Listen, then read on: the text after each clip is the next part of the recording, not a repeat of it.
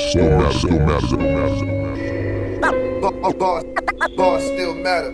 Bars still matter. Still matter. Still matter. Still matter. Still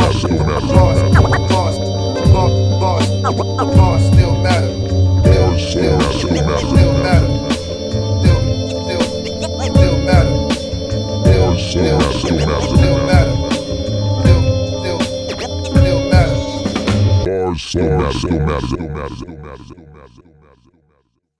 What's going on, everybody? My name is K. Grizz, and we're bringing y'all another episode of Bars Still Matter, because bars do still matter. You got a special guest with me today. Introduce yourself and let everybody know where you're from, Queen. Yeah, it's your girl Indigo Phoenyx by way of Brooklyn, New York, residing in ATL, Georgia. All right, so yeah, I noticed that too, that you were in Georgia. I noticed that, but we'll get to that. So, all right, instead of waiting to the end, saying this at the end of the interview, I wanted to start your interview off with the beginning with saying this. I want to give you your flowers right now. Instead of waiting to the end, I want to start the interview like this. The flowers being, you are exactly what the hip hop culture is 100%. Do you know that? Thank you. Do you know that? Thank you. I try. No. I try. That's my goal. That's my goal, is to contribute. Yeah, you are all the way 100% what the hip hop culture is. Hands down. I just want to start off by saying that. Thank you. You got me blushing. So now we can get into this interview. Yes. Let's break down the meaning of your name. Well, my name was Blaze, Bangkok Blaze, actually. Wait, Bangkok? Bangkok Blaze, yeah. Kind of like a porn star name, right? But nah, yeah, it was Bangkok Blaze, then I changed it to Blaze. Then a guy came out rapping. I think you'll remember the guy named Blaze. Yeah. And when he came out, I was like, I don't want my name to be Blaze anymore. So I changed it. So, all right. Since you brought up the old name, now you got to break down what did Bangkok Blaze mean before we get into your name now. Oh, back then I was bad. So Bangkok Blaze. Okay. Just had to get it out the way, because I know people would have been like, yo, why he didn't ask for that? So we had to get it out the way. Yeah, literally that was it. And I like the place Bangkok. I was like, that's dope. I thought it was a crazy little play on the name. And I was like, yeah, I like that. But then a friend of mine came to the crib. We were watching X-Men. And I was like, I need to change my name. And he was like, you should be Phoenix. That's synonymous with the fire. So I looked at the word Phoenix and got the meaning behind it, like rising from the flames, rising from adversity. So I chose that. And then the indigo part actually came from Will Smith's children. You know, I listened to some Jaden and Willow at times, and I was like, you know, they're actually really smart kids. Yeah. And they were speaking on indigos and indigo beings. And, you know, I'm like a clairvoyant, you know, like I have these crazy dreams, premonitions, things like that. Always felt kind of odd and weird because, you know, I would see stuff and tell people about it, then it would happen. And people were like, dang, that really happened. And, you know, look at me all crazy. But I felt out of place. So then they mentioned something about indigos and having those particular qualities as being star children and things like that. So I realized that there was a classification for like the people like me with this type of ability, people who want to see change in the world and who like really go all out for other people and do stuff to see change. So those were indigo. So I just, you know, on the IG, I said Indigo Phoenix, you know, make it that. But my boy Shabam Sadiq was like, yo, you should just use the whole name Indigo Phoenix as your rap name. That's dope. And so I just went from there and used Indigo Phoenyx. Dope. Now,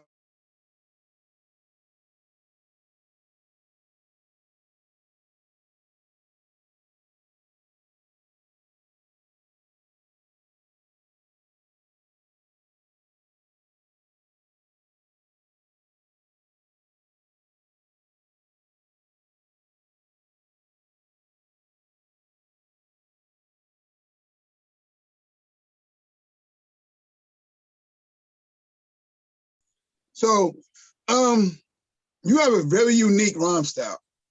Very Thank unique. you.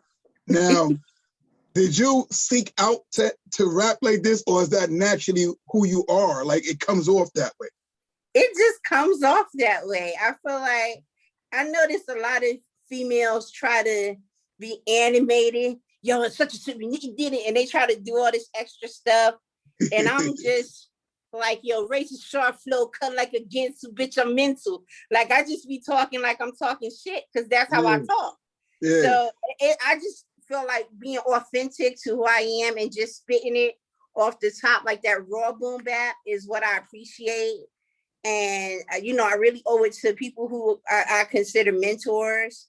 Pretty much like Ghostface, salute Ghost and Ray on the joints. Like I used to chill with Wu-Tang, but we'll talk about that later. But being around influences like that, I was never even rapping then. Also Talib Kweli, Common, Nas, Karis One, Bahamadia. So those are a few. And MF Doom. So you know, MF Doom has an abstract style of rapping.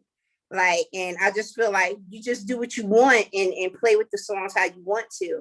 And that's what I do. When it's my song, I'm able to create, I'm able to move on it how I want to, and that's how it just goes.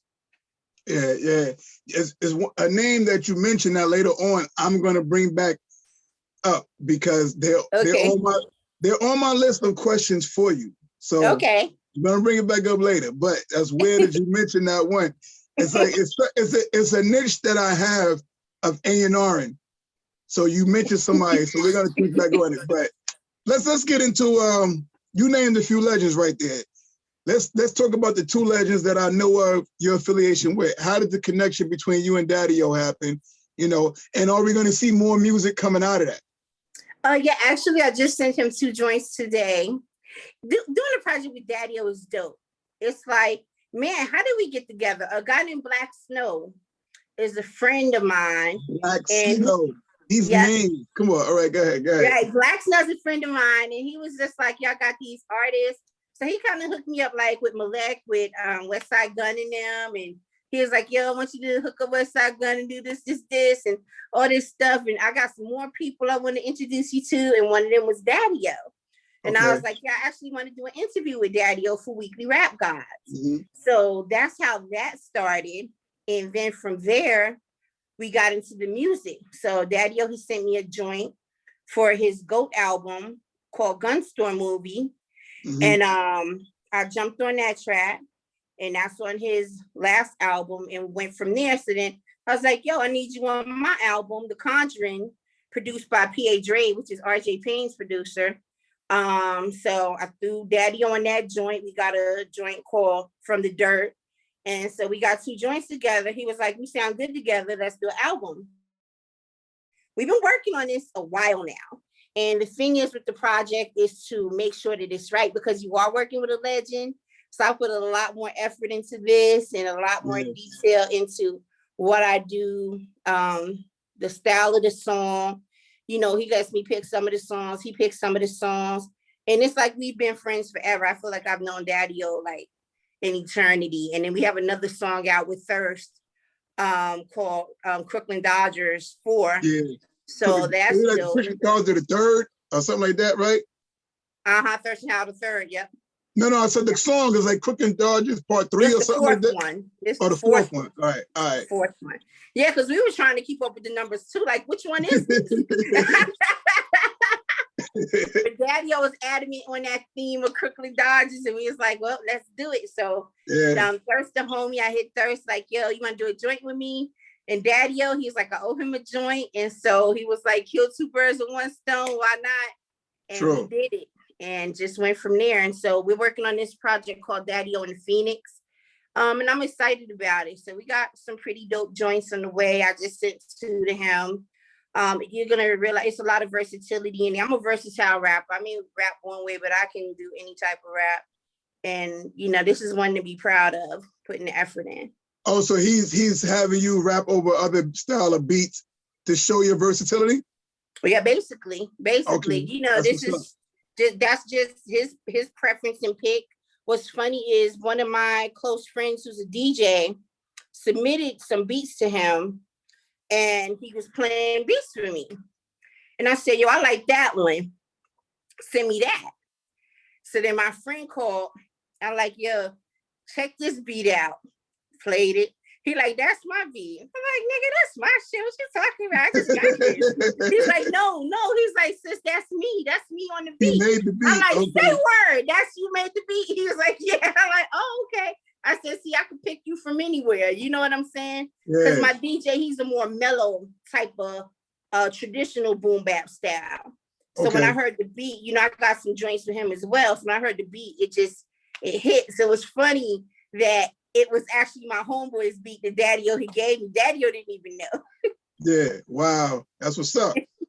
He's definitely, and you know, it's weird, it's like not to take nothing away from him and who he is when I say this, is that it was years that I've been removed from his knowing anything about him anymore. Like, you know, time has passed.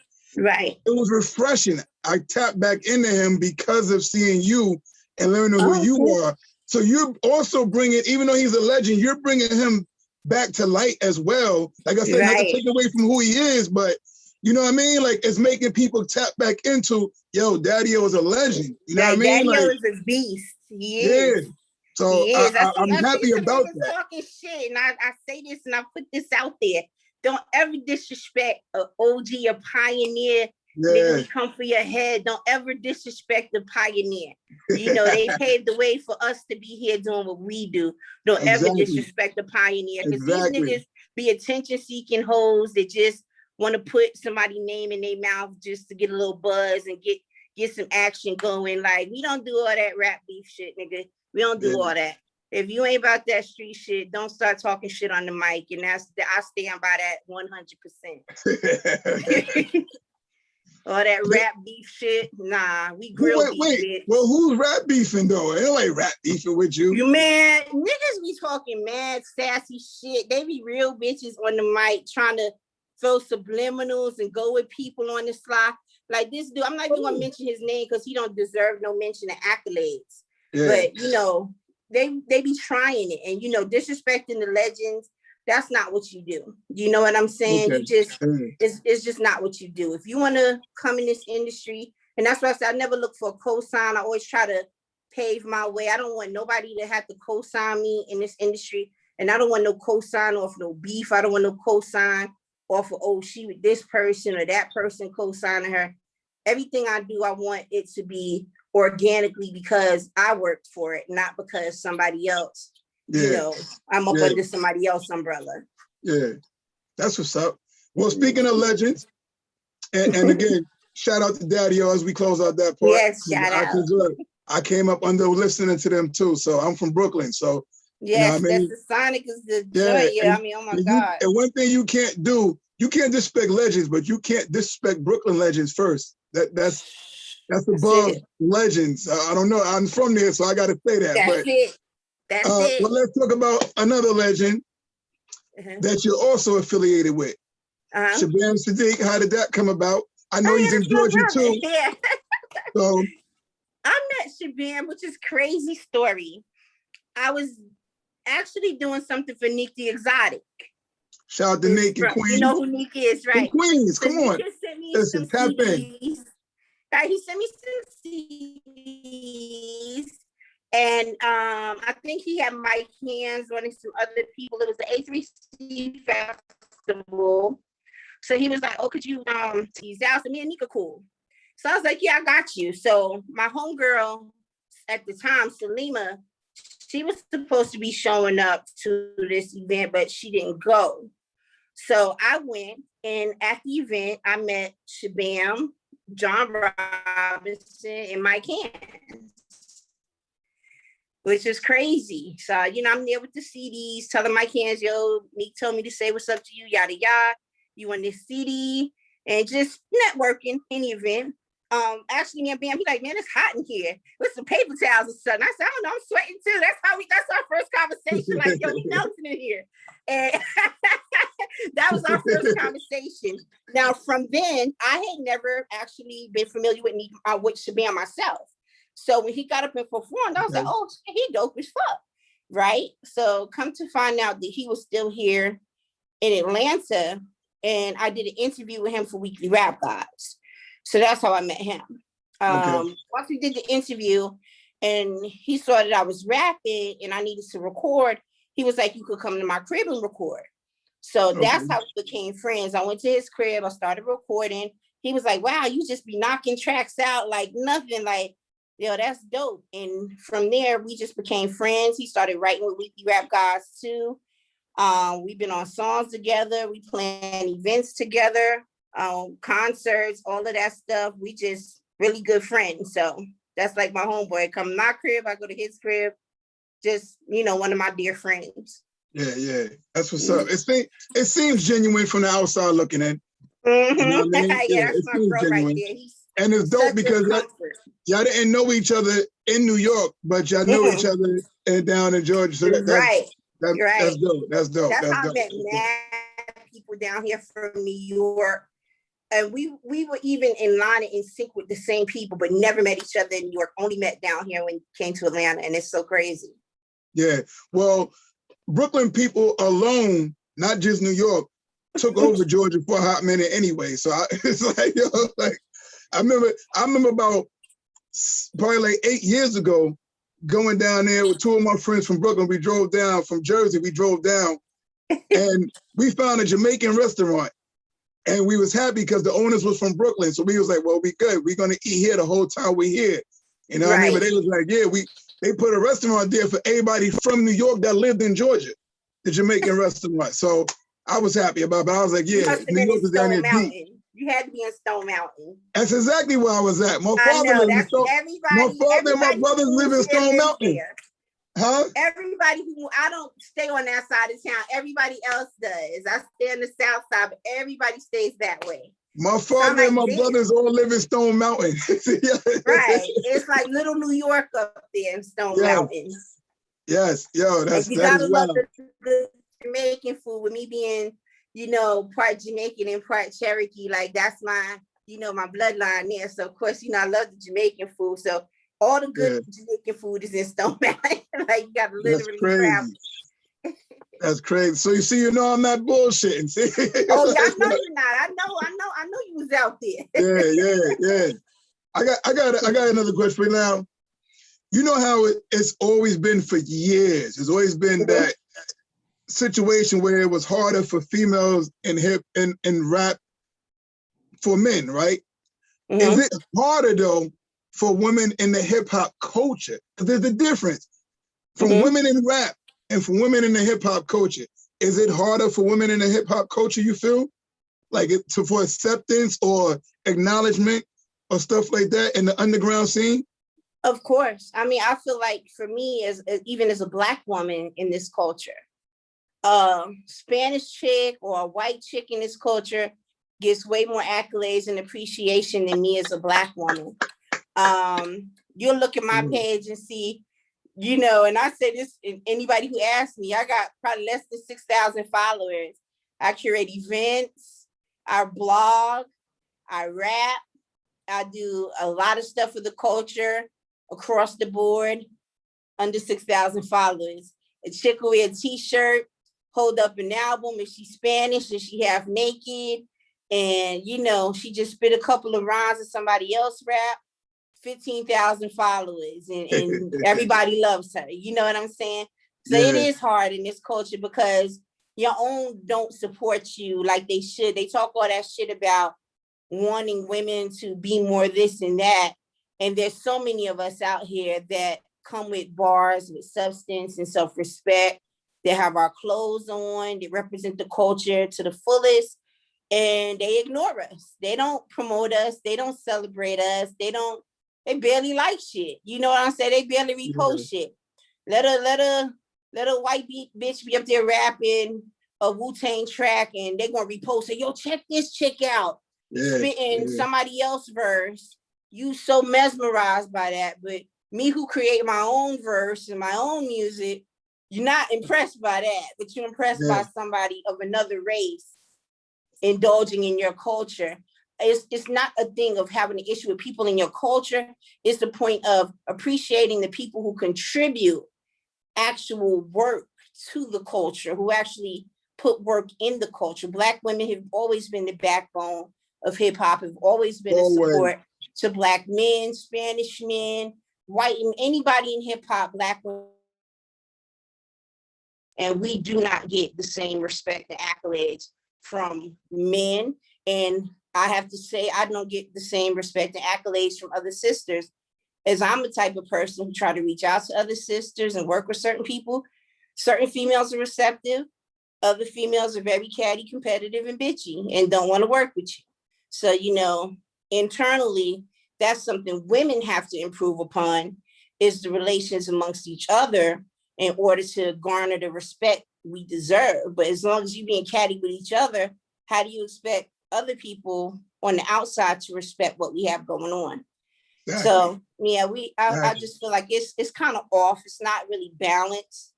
And, you know, sometimes it's disheartening, but just keep going. I felt like you were the perfect individual for me to ask that question, and you proved me right. Right. You proved me right. Right, so man. Sometimes that shit hurt, because it's like, damn, what more I gotta do? Like dance on the damn ceiling, like, you know, just wonder, like, what am I doing? Like, if I was running down the pole, you know, you get all these accolades, but then people will talk shit about a Cardi B or a Megan, but y'all over there liking shit and watching the videos and showing support. And so do you really have a problem with that type of rap or not? True. Let's talk about the camp. Let's talk about Rugged Triad. Yeah. How was it created, and who is Rugged Triad? Let's get into that. Triad is my record label. Y'all getting kind of deep over there, but go ahead though. Yeah. I'm trying to line up the soldiers. You know, this chestnut checkers. You see the hat I got on? The hat I'm wearing is because of you. Oh, word. Listen, this shirt I'm wearing, I'm shocked you don't have no polo on. No, I don't have no polo. And I said he want to expect me to have some polo on today. No, but you getting lemonade vibes today. This is probably the second time I wore this shirt since Sean Price died. Oh, man. And so I'm like, because I'm interviewing her, I'm going to put on the hat. I appreciate it.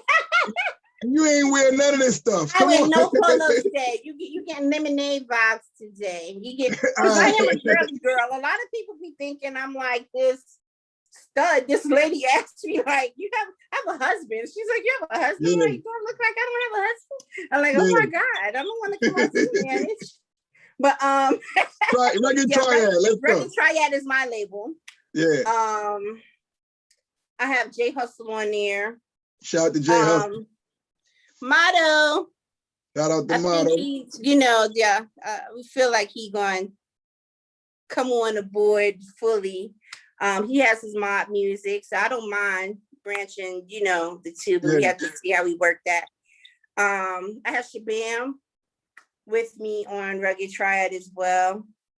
Doc Terra, Rob Walker, and I have a host of producers.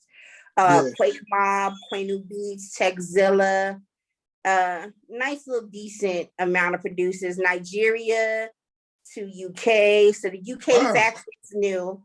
And I'm actually making a Rugged Triad South because I'm down here in the ATL. So you got to stay posted for that. I'm lining my boys up down here with the boom bap beats, with the South flow.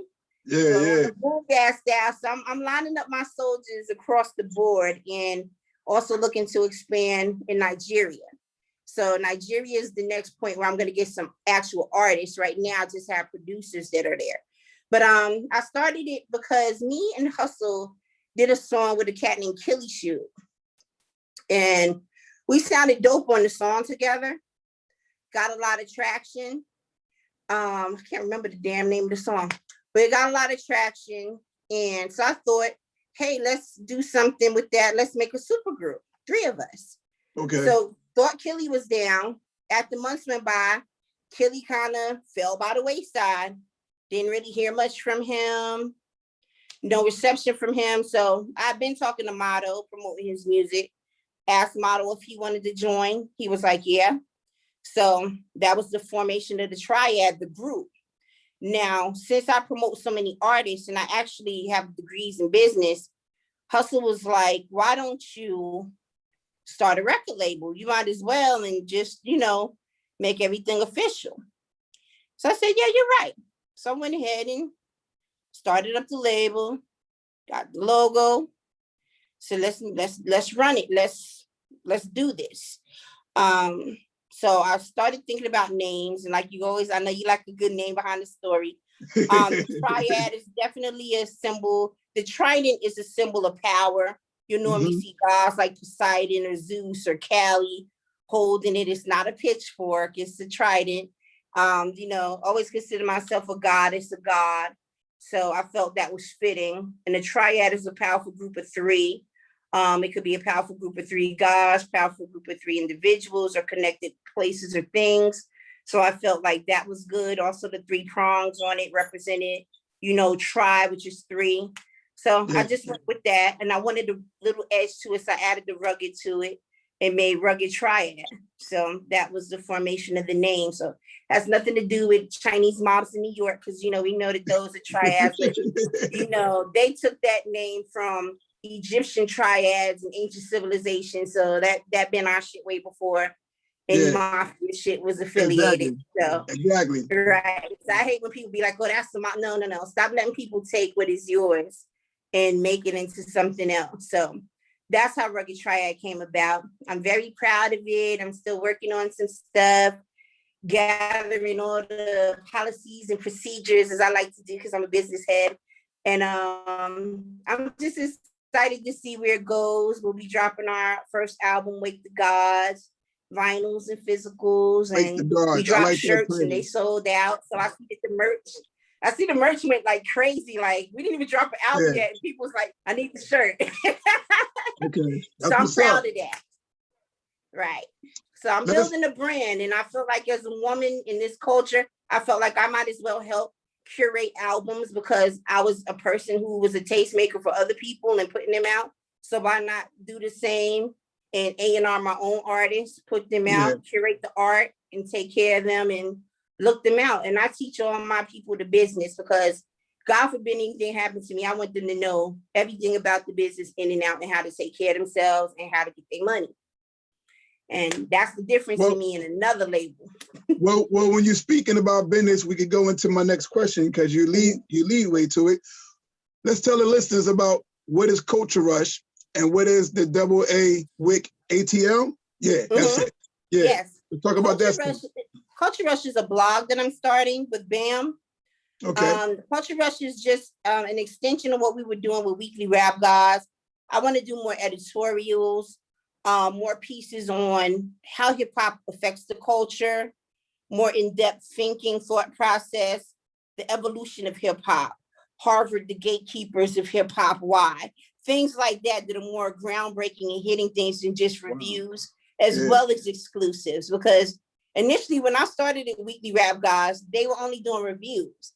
I was working with Damon Hall's radio station, so I was already doing interviews with like CL Smooth and Craig G and bringing people there. So I started bringing people like that to Weekly Rap Guys and introduced exclusive interviews to Weekly Rap Guys. So that's how Weekly Rap Guys started, with the exclusive interviews and things like that, because I was like, let's try this. And it took off. So, that's why I consider myself a content creator and a major part of building that brand. But, as you reach a plateau in certain stuff and you can't exceed or elevate any further where you are after building something, then I have to move on and build and do for my own and do for myself.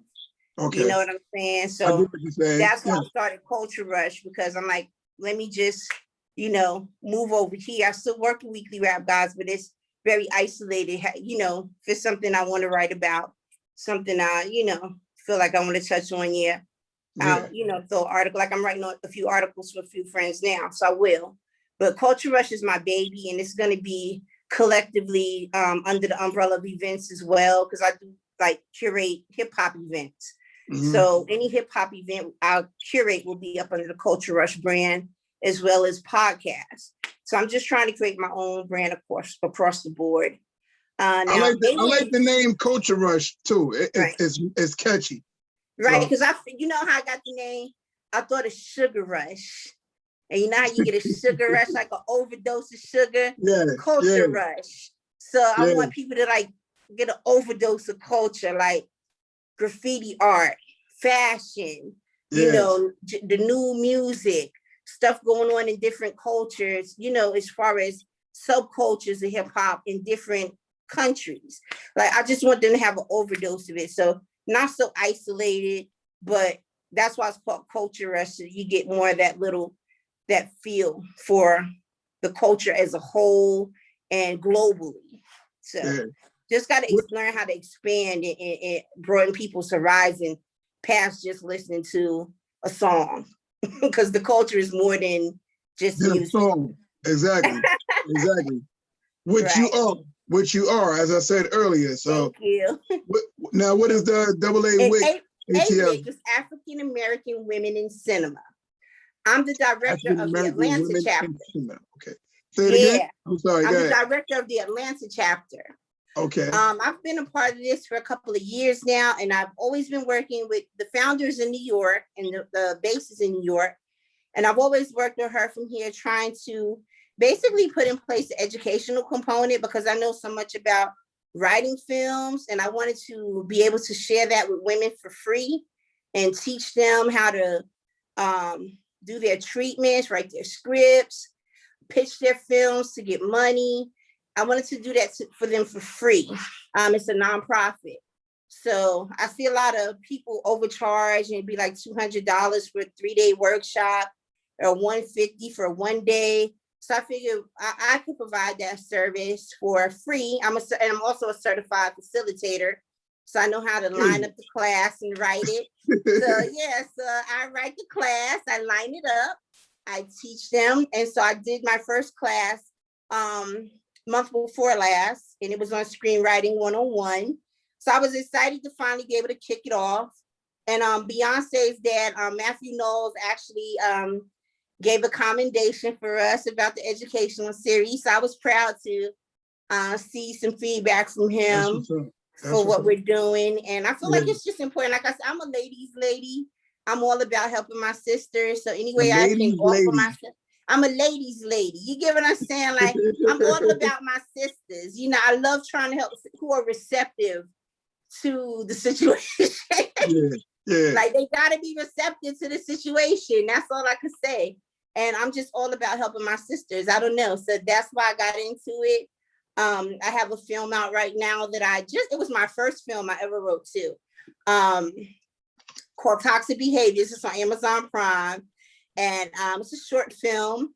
The first month Toxic Behaviors on Amazon Prime. I'm gonna look for it when we finish this. I'm gonna watch it. Right, I got 200,000 views the first, I think it was the first 2 months with good reviews. So they're actually asking for a sequel. So that's dope. So I'm proud. Everybody loved the writing. And so that was good for me, because, hey, that was like one of the first things I ever wrote. That was so many years ago. Wow. So it was nice to see it come to fruition later on down the line and still be well received. So, you know, I just love working in film. Film is actually my forefront thing prior to rapping. Now, from the outside looking in, I already had determined this, but just from this interview now, you confirmed it. So this is the question. You confirmed it, what I was going to ask. So I have to ask the question. Would you wear so many hats? Is it hard to juggle these many titles? Oh my God. How do you find the time to do all of this in a day?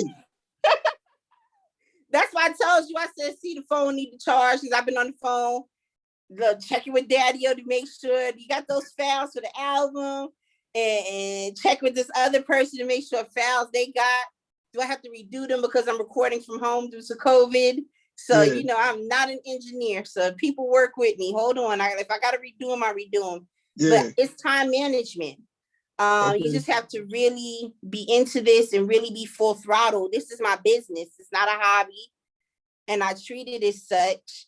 I eat, sleep, and live hip hop. Like, when I go to sleep, I'm literally falling asleep, probably with earpods in my ears, working on a rap, falling asleep while I'm working to a rap. With a husband, you was falling asleep with AirPods in? Yep. He just look and be like, as long as you ain't playing that shit out loud, put the earphone. Because my husband is from here. So he's not Georgia. a big fan on a lot of the music that I do. He'd be like, you know, certain songs, I know if it's a bop, if he'd be like, oh yeah, put that in, turn that shit up in the car. But if he'd be like, he would tell me, he'd be like, that shit is whack. I don't like that. You know, so he kind of like the Ike Turner shit. Be like, I don't like that shit. Turn that off. But, yeah, I eat, sleep, and live it, and I'm sure it drives him crazy a little bit.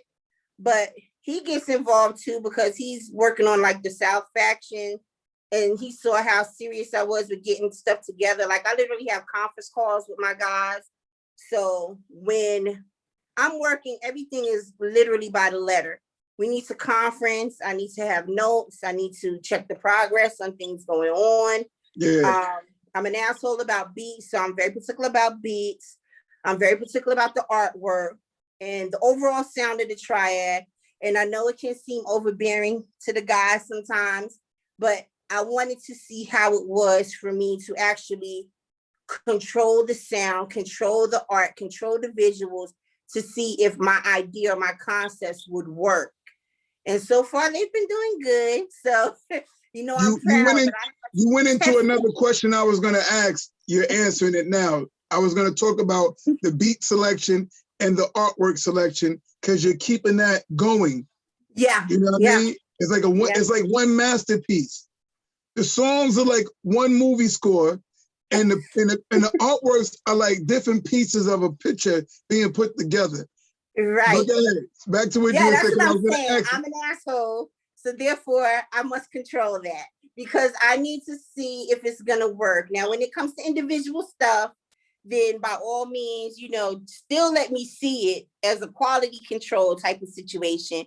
But like the Egyptian theme, everybody was doing Turkish shit. So I posted the Egyptian shit, and everybody doing Egyptian shit. So then last year I went into the witchy shit, the conjure, the black witch. Now I'm starting to see a lot of conjure and stuff pop up. So I consider myself on the low a trendsetter. Because I'm like, I see niggas is biting and following the little trend and try to act like they're not looking. But I noticed that whenever I do something, I see that it comes along. So I just try to stay a couple of steps ahead. Always come creating something different. So now this new art definitely gonna be crazy. I like dark sounds and bold drums. I'm a horror buff. I love horror movies. So when you hear those songs like that I get from the beat selection. Yeah, I like horror shit. That's why I said it's like a movie score. You can hear those beats could be in the movie. Which I'm gonna bring that up again in a little while. I'm gonna tell you why, but go ahead though. Go ahead. Right. And the beats are bold and I like them different. I like them quirky. I like drums and shit nobody else would pick.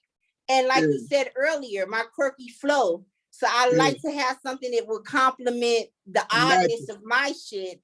You know what I'm saying? How can we put these two together to make an innovative sound? It's like everybody wants to sound like a Griselda. I want to sound like a rugged Triad. True. And so that's the reason why I'm so particular about producers. Don't care if it's a new producer. If I hear that sound and it resonates with me, this is where we need to be. This is powerful. This is some shit a God would get on. This is some shit that you would perform in front of a king or a queen. Like I be looking for bold, majestic sounds when I pick beats. I be looking for heartfelt sounds as well and uniqueness. I don't like niggas who go around stealing samples and just changing the drum. You know what I'm saying? Like, and I love traditional boom bap, but I'm not so traditional that I would only have a project that's straight traditional boom, the cat boom, boom. You know, I couldn't see myself ever being like a one trick pony or monotone in shit I select. And I think art in business, art is 95% of your fucking shit. If your art is captivating, people will gravitate towards it. Your shit could be trash, but if the art is alluring, it will at least prompt people to check it out. You know what I'm saying? So I've always learned that in business. Packaging is half the battle. The rest of it could be shit. Make sure the packaging is 95%. So You know what I'm saying? I try to make sure that everything is cohesive across the board. And I just try to, if somebody else is doing it, I don't want to do that. That's it. Dope. I appreciate that because you answered, like I said, you answered the question I was going to ask as well with that, because I was going to touch on the beat selection and the covers, but you did it. See, but you know why you just did that without me asking? Because as you said, you do this too, so it comes naturally. Like I was interviewed 3 weeks ago by a podcast, and when I listened back to it, I told them, yo, you got me to say a lot of things I never said before, not even for myself, for my other podcast. I have a separate podcast. I said, you're good. You're good. He was like, you did a lot. He said, no, you did a lot of that on your own because you do podcasts. You answered it that way. And that's exactly what, now I'm seeing it firsthand.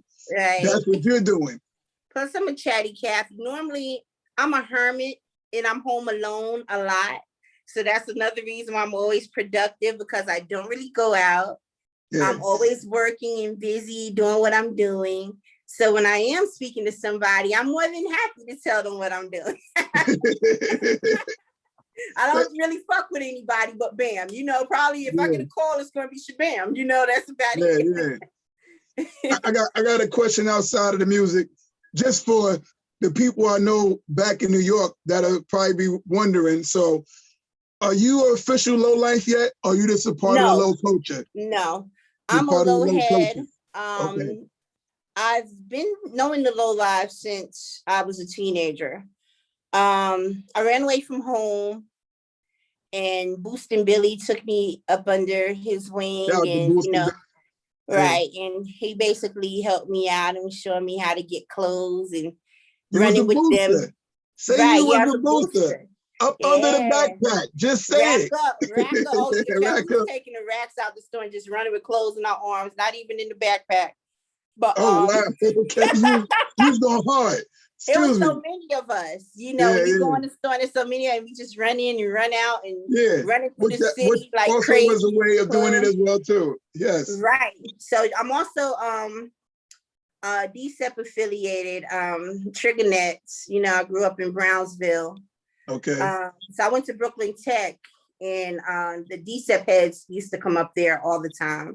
Yeah. And so, you know, anytime I had a problem, my DCEP folk would come through and see out people for me and check on me. So that was kind of dope to have that, you know, because it was like the nerd school. And back then I was kind of, nerd, little smarty pants. And once I started rolling with the gang, that kind of changed the dynamic. And I always tell people this is, before then I was kind of like square, like I didn't really do anything, pretty much the same. My grandmother was raising me. My mother was living here in Atlanta. And I was visiting my cousin and I was raped. And that kind of changed my mindset towards people and interact. So when I did go to Brooklyn Tech and I was introduced to, I remember the guy's name was Cat, and Cat came to the school and he was talking about the origins of Brooklyn Tech and how, the people used to come and pick on them because they were nerds and come try to fight and beat them up. And that's pretty much the inception of the DCEPs there. Yeah. So it was kind of like a protection from people coming and fighting them. And it was like I kind of had that protection from being in the gang, from anybody hurting me or anybody doing anything to me. And that's what I always said. I saw a post yesterday and I cried. Bebob had posted a post to Boostin' Billy, and I'm probably gonna cry now. And it was so touching because I swear to God, he was the only person who like really helped me. Yeah. Like, after being raped, I really did not trust anybody. Okay. And it like the low lives were such gentlemen. They were so cool. Mm-hmm. They were nice. They were like brothers to me, and they really helped me and took me under their wing. And like I can't even thank them enough. Like people might see them as thugs or see them how they see them as boosters, but they were really an inspiration to me and helped me in a really dark part of my life, and actually restored my faith and trust in being around men. You know, I Yeah. was raped by multiple men when I was raped. So that threw it off. So being around them, that lets you know how comfortable I had to feel being around them and how much gentlemen they were in that scenario. So that's my affiliation with them. Was this when you were young in high school? Okay. Yeah. Mm-hmm. Yeah. Were they all apprehended or were they taken? You know what? I never said anything. It was really people who I was visiting my cousin, and it was people who she knew and who I knew. Okay. And my dad had just got out of jail. My dad was in the Vietnam War as well. He's bugged out. So I'd already had a problem with one of them before. Should we stop there until we don't incriminate Dad years later? No. Okay, all right. No. That's what my daddy didn't even know. Okay. So my dad would come by and say stuff to the guys. So when that happened, I did not want anything to happen to my dad because I knew his reaction. So I kind of told my cousin's mom. I told my mom, but I never told my dad till I was 35. Oh. Like my dad's just like really just finding out. So I never really told my dad till now because I never wanted that from him because I knew the implications behind all of that. And it weighed heavy on me that it didn't mean that much to lose my dad to some BS like that. I would just stay away. And that's what I did. Told my cousin, hey, I can't come visit you anymore. And that was it. I'm very sorry you went through a situation like that. I've had 2 female friends throughout my entire life who have had situations that called upon me. And I will say on this platform, I did react. Right. So I know how you felt because I've witnessed it firsthand with the female friends. And then actually one I ended up being in a relationship with afterwards too for 5 years. So yes, and I saw her still go through it even years later, you know. So I commend you for being a strong person to be able to sit here right now and randomly just start talking about it with me. You know what I mean? Right. Yeah, because it's just heartfelt. Because I know Billy had passed, and I asked somebody some years ago, like, yo, whatever happened to Boston Billy? And it was like, man, you ain't here. And that kind of threw me off. But when I saw this post to him last night, it just brought tears. Like, man, like haven't seen that person in so long, and like just don't understand how comforting that was to have somebody like that at that time in my life. So I really appreciate that. And you know, I hang with the low lives here. Like we have a universal low lives faction here. I see. Mm-hmm. My cousin is a low life. He's from Brooklyn. He lives in Jersey. His name's Kev Low. So he's not heavy on Instagram as much as he's on Facebook, but he's always at all the functions in New York all the time. Right. And everything, you know what I mean? And you know, I like to dress a little I grew up in Flappers, so I grew up around the lows. I just wasn't a part of it. But yes, but I see y'all down in Georgia having your gatherings. I'll be watching. We be having some fun down here, man. I'll be watching. I'm in tune. More to come. Let me ask you this. There's 2 things that I bring at the end of the show that's become a ritual. It wasn't planned. It just started happening. So I told you we was going to come back to from what you said earlier. So the first thing I'm going to do is ask you, in your words, I want you to tell me and the listeners, what does bars still matter? That term, what does that mean to you? Bars still matter. Oh my God, that's is deeper than just listening to the music. It's conveying a message. It's sharing something relatable to yourself. It's instilling hope in somebody. It's just venting and giving yourself therapy. Bars matter more so because it's like this. You're influenced, especially if you're an influencer. What do you want to do with that influence? You want to empower. You want to give people hope. You want to let people know that they're not alone in their struggle and what they go through. Bars matter for the most part because this is the essence and embodiment of the hip hop music is the bars. Like if you lose the bars, what are you doing? Like I love my producers. and I respect my producers to the fullest because the music is my muse, but those bars got to hit, those bars got to resonate and evoke some feelings and emotion from the listeners. So the bars got to be stealthy. They can't be mediocre. They can't be subpar. You have to like give people a piece of your soul. And every album I try to give a song that's a personal song about me. And I try to spit bars as eloquently as I can. You know, I'm kind of rusty because I was on a long hiatus. I feel like I'm like a kid getting up, learning how to ride a bike or learning how to walk again. So yeah, when I start sharpening my pen a little more as I go along, I'll notice I get better. But those bars are the essence and embodiment of what makes a lyricist. The lyricism is basically the heart and soul of the song. And when you don't have, like, you thinking about a song, how did that song hit in your heart? Or when you singing certain words to a song, you thinking, damn, how it sit with you? What day and time it was when you first heard it. Criminal Minded was the first album that really triggered me to hip hop. So when I listened to the words and I heard the dance hall undertones and I heard the jargon and the chatting, it spoke to me. And it was the bars and how it hit and resonate with me as an individual. And people just have to realize you can't go around ad-libbing your way in this culture. You can't go along mumbling. People be saying mumbling, but that's how motherfuckers be talking. You just gotta get them, give it for a grain of salt. The nigga country as hell. But the bars have to be eloquent. They have to be structured. They have to be beautiful. And one thing about me, I'm not the best freestyler at all. It's probably suck at freestyle. But when I listen to a beat, I always listen to see how it hits, how it resonates with me, what it's saying. And then I structure that. It's like poetry, because I started with poetry first. So it's like you're transforming poetry now into a piece of music. And bars have to resonate with the listener. You have to evoke emotion. That's why bars matter.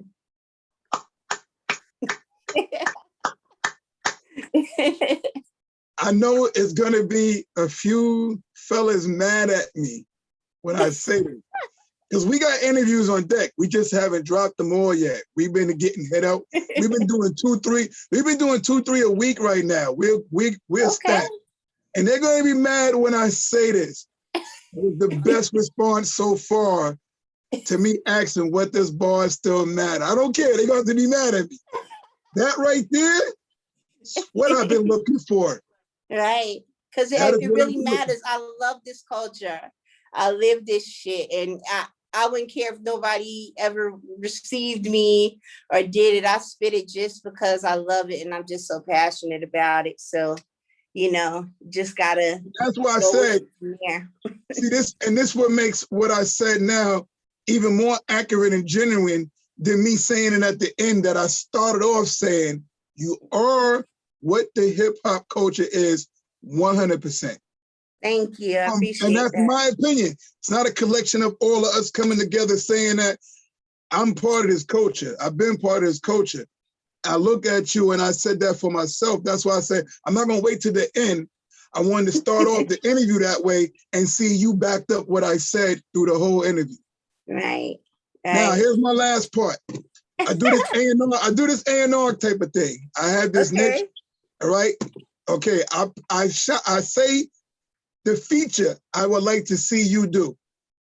It has to happen, right? And I have a separate one that's a feature as well as production. Now, I haven't hit no artist yet with a producer that I want to see them work with. All the artists I hit them with either been an artist from back in the days and an artist from right now. For you said the name, Bahamadia. I need to hear you and her. I'll show you, I have it written down. I need to hear you and her. It has to happen. Has to happen. Has to happen. I will definitely have to hear. I'm going to show her this interview and hope that she goes for that. And see, you're the first artist to say that. This is why I'm doing it, because I want these interviews to ignite the situations. Right. Yeah, definitely. Yeah. I think Bahamadia, she's like Oh my God. I think everybody knows she's like my rap inspiration, the only female one that I have, by the way, but she's just so eloquent, classy, carries herself well, and yet still gives off that rugged bravado. And I appreciated her for never digressing or, selling out from that. And I just loved her tone, and like having a little voice like me. I feel like, oh, see, she has a soft type of voice, but still delivering it. So I've always loved her for that. And I've actually interviewed her. She's really cool. I've had the opportunity to chop it up with her. And she's been encouragement to me. Yeah, it's time to go handle this other part now then. Yes, now I'm gonna show her this and hope that she goes for it. That's my A&R to this right now. That's one. Now here's the second one. The second one, as I said, I never attached so far to all the interviews. I haven't attached an artist with producer. It's just been 2 artists. Yours is going to be an artist and producer in one. Because of your sound, and we already touched on this topic of scores of movie, I need to hear you and RZA. You and RZA. That's crazy you said that, because like I said, I used to hang with Wu-Tang. Like when I was a teenager, my cousin Hezzy was friends with Ghostface and all of them. And my daughter, her dad was like ODB's brother. So they always came down here, hung out. We were passing out Method Man tapes before Method Man was even blowing up. I've been chilling with Wu for a while. Like whenever they come here, I got pictures of Old Dirty Bastard hanging out in the Bluff, like the roughest drug area. Yeah. And actually RZA invited me to come see the Gravediggers' first performance here in Atlanta. I was 9 months pregnant. So I've chilled with Wu like a lot back in the day. But I hadn't really spoken or chilled with them since like the late 90s. I entered a loud.com competition in 2007. It was a Wu-Tang competition. RZA was judging. And RZA selected me as top 5 out of thousands of people. So I was like, okay. So see, you're on point. You're on point. Yes. See, I gotta get back in the swing and back in touch with people. But complete everything you're doing right now, these projects. And then the Bahamadia should be a feature somewhere, but you and RZA need to have, I need to hear an Indigo Phoenyx produced project by RZA. Show him your work. Yes. Show him your work. Your work ethic right now is going to make it, it's going to speak to it. The sounds of the music, the beat selection that you pick, that's why I say it's like a movie score. Thank you. And this is what he do. I don't see how he's not going to look at and listen to you and say, no, he's going to be like, yeah. Right. You know what I mean? And the Daddy-O connection, he knows, you know what I mean? Like, right. Trust me. Yeah, I might have to have Daddy-O link that, because Daddy-O, everybody knowing Daddy-O. When I hit people, they're like, wow, you work with Daddy-O, he's one of my idols. And I'm like, wow. Like Daddy-O is a lot of people's idols. And that's so dope to know that he wants to work with me, and we're doing a whole album together, and I'm excited to be doing that. Yeah. And I just want to thank you for taking the time to interview me and giving me a platform. Sorry about crying. Even though I'm mean, I'm still sensitive about stuff. I be telling people, I still have a heart, people. No, there's nothing wrong with that. Nothing wrong with that. Before we close out, I want you to talk about and give everybody your information, first of all, where they can reach you. And I want you to tell them about the project coming out. And side note, that Medusa's Ghost, I've been playing it for 2 days. For 2 days. So I don't know what you're talking about your pimp being rusty. You mean, is that music old and you're releasing it now? That's rusty. No, listen, no. That Medusa's Ghost, I was in the gym today, knocking that on repeat, like, yo, this is hard as hell. I'm banging my head, people looking at me, I'm like, yo, you're wilding. But yeah, tell them about the project and then give them all your info. So we close it up. I have so many projects coming. The next project dropping is Ascension. Like I said, it's going to be that conjure. I coined the term conjure hop because I feel like I'm the first to really come and bring forward Black witches and conjure and high priests and stuff like that. So I coined this term conjure hop. A high priest told me, go ahead and coin it. Because you see all of the high priests and people are listening to you. It sounds like you cast spells when you spit your rhymes and we gravitate towards you. So Ascension is that album, and I'm featuring Aida, Keith Turner, Nejma Nefertiti, and Queen Heroine from the Juggernauts. Okay. So it's going to be a dope project. And I'm also dropping the Triad project, Wake the Gods, soon. So that's coming, me, Motto, and Jay Hustle. That's our first one when I was trying our sound. So I'm like, yeah, let's go ahead, drop it and run it. But since we elevated the sound, I've already started on our second album called The Summoning. It's darker, it's grittier, and it has more of those tones. Now that I've caught wind of what the sound is, yes, that will embody the full embodiment of the full-grown sound that I incorporate now. And I just have so many projects coming out. I have literally like 7 to 8 projects. I can't even begin to name them all. But shout out all the producers, King David Beats and Body Bag Ben and Techzilla, JK1 the Supernova, Jamil Honesty. There's so many projects I have I'm dropping. And I'm also have a compilation coming with features from Fame and Tech, from Smith & Wesson, LG, Innocent, Shabam, Ty Phoenix. So it's going to be really dope. I'm excited. And like I said, I'll be working my ass off. People be talking all that junk. And my motto is excuses only satisfy the people who make them. I deal with all type of illnesses on top of what I go through, on top of my workload, you know, I mean, and I don't make an excuse for not getting my work done. So when people come with an excuse, I don't accept it. Get it done. Get it done. I'm going to have the platform that we have is also called Black Chamber Music Radio. So the engineer that you heard, DJ Superman Spin, he's one of the people who runs that platform. I'm going to link with you to have some of the producers that you name so we could get them interviewed on their show for the Brainology show, because they interview producers and DJs to give them light. And you know what I mean? So I'm going to hook up with you because I would love to get some of the producers you named from out of the country as well. Yes, you know, Quenu Beats and Techzilla, yes.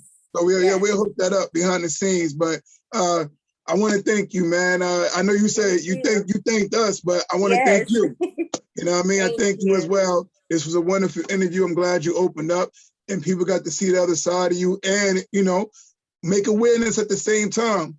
And as I said, you are what this culture is, and you displayed it during this whole interview. Thank you. Anybody hating on you? So many. Listen, anybody hating on you hates the culture is one, or truly don't understand what the culture is that they're in. Right. That's it right there. Thank you. I appreciate that. But I gotta make sure I post this part on my page because there's so many niggas that hate me, boy. They hate I came out. I was cool when I was blogging, but the minute I started rapping, niggas was like, yeah, we don't fuck with her. The minute I started rapping, I lost the audience. Don't worry about it. If you don't gain it back, you're gonna gain new ones. So it doesn't matter anymore. Right. And shout out to all my listeners and all my supporters because they mean the most to me. I mean, you know, I have people hit me in my DM and we chop it up all the time. Like I said, I'm just that person. I'm always there no matter who it is. I always respond. I'm always giving advice. And that's what it's all about, being relatable. This is a culture. This not a Hollywood. This ain't no fucking fashion show. This is culture is engaging and interacting with one another and putting out something that's valuable and sustainable to the masses. Like, that's what it's about. It's not about arrogance and ego. I hate arrogant people. I do. I think a lot of people in hip hop can tend to come off a little arrogant. I hate it. That's why I said I'm always perfecting my craft. I'm always trying to improve, and I'm always a student. And I think everybody should always view their craft as there's always room for improvement. No doubt. Mm-hmm. That's in that right there. That's perfect. Bars still matter.